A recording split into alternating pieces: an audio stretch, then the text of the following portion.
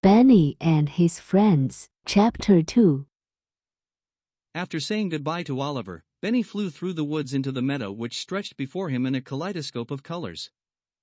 He flitted from one flower to another, marveling at the variety and fragrance. The air buzzed with the hum of bees, and butterflies danced in the gentle breeze. Benny's heart fluttered with the thrill of exploration. As Benny explored, something caught his eye, an unusual sight that stirred both curiosity and a hint of trepidation. In the midst of the meadow, Benny spotted a creature unlike any he had ever seen, Harold the hedgehog, curled into a protective ball of spines. Benny cautiously approached, his wings humming with anticipation. Harold, sensing the visitor, uncurled slowly, revealing sparkling eyes that held a mix of curiosity and caution.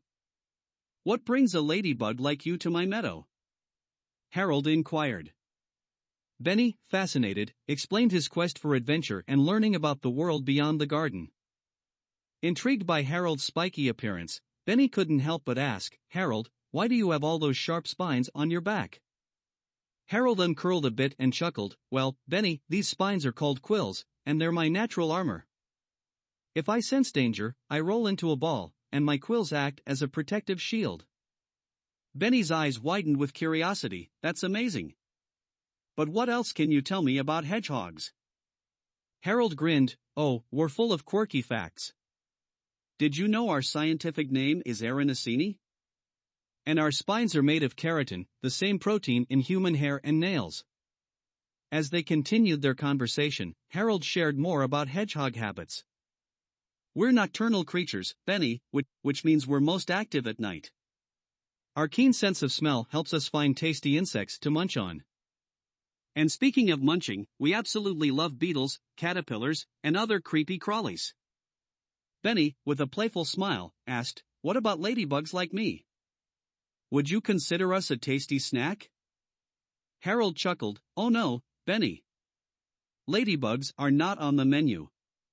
We hedgehogs prefer insects with a crunchier exoskeleton. Ladybugs, being soft and not too crunchy, are not our preferred delicacy. Besides, I've made a new friend." Benny, relieved and amused, responded, "That's a relief. I'm more interested in making friends than being a snack, anyway." Harold nodded. "Exactly, Benny. There's so much more to discover and enjoy together in the world beyond the garden." As the conversation continued, Benny learned not only about hedgehog habits but also about the kindness and consideration that could exist between different creatures in the vast tapestry of nature. As the sun began its descent, casting a warm glow over the meadow, Benny and Harold sat together, enjoying the tranquil beauty. The vibrant hues of the flowers intensified under the golden light, creating a picturesque scene.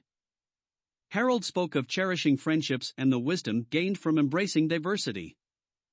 Expressing gratitude, Benny thanked Harold for the enlightening encounter. "I've learned so much, Harold, not just about hedgehogs but about the richness of life beyond the garden," Benny remarked. Harold smiled. "The pleasure was mine, Benny.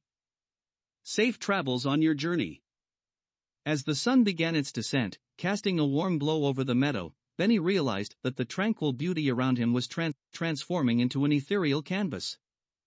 However, a subtle sense of urgency crept into his heart as he recognized the impending darkness. In the world beyond the garden, the night held mysteries, some enchanting, but others filled with potential dangers. Benny's delicate wings fluttered with a newfound determination. He needed to find shelter before the meadow plunged into complete darkness. The once vibrant flowers now took on eerie shadows, and the comforting hum of bees had faded away. Benny flitted from flower to flower, his eyes scanning the surroundings for a safe haven. As Benny darted through the dimming meadow, his heart raced with a sense of urgency. The soft chirping of crickets replaced the gentle buzzing of bees, amplifying the silence that signaled the approaching night. Shadows grew longer, and the meadow, once a welcoming expanse, now felt vast and unknown. Benny's agile flight took him deeper into the meadow, his eyes darting between the fading light and the encroaching shadows. He needed refuge, a place to weather the night. The urgency of his quest heightened as the last rays of sunlight disappeared beyond the horizon. In his haste, Benny spotted what he thought was a crevice in the ground, a potential hiding spot from the encroaching darkness. Without a second thought, he descended into what appeared to be a passageway into the unknown. As Benny ventured deeper into the narrow tunnel, his surroundings became darker and more labyrinthine.